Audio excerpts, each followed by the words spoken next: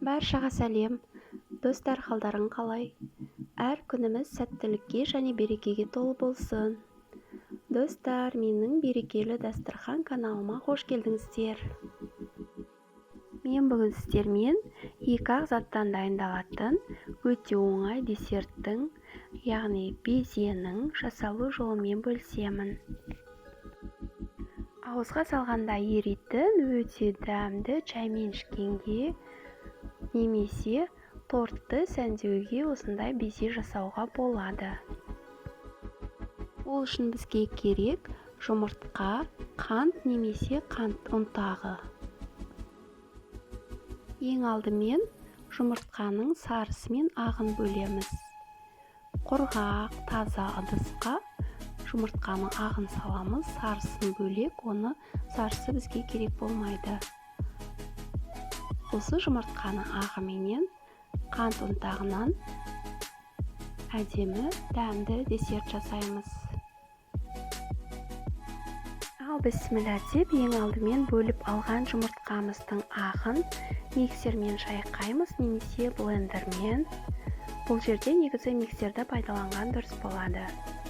Қантты бірден қоспаймыз. Жұмыртқаның ағын шайқаған кезімізде ағарып көпіршіп бастағанда қантымызды бір қасықтан салып шайқап отырамыз. Мен бұл жерде қант ұнтағын пайдаланамын. Қант ұнтағын және жұмыртқаның ағын бәрін араластырып, жақсылап шайқағаннан кейін осындай қою қоспамыз дайын болады.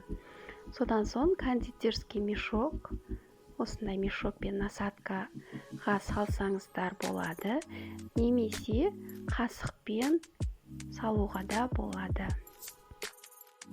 Менде азғантай болғандықтан, екі-ақ жұмыртқадан жасап жатқандықтан мен кондитерский мешокты пайдаланбаймын. Қасықпен осылай салып шығамыз. Ыдысымызға пергаментный қағазды төсеп, осылай салып, қызып тұрған печкамызға салып,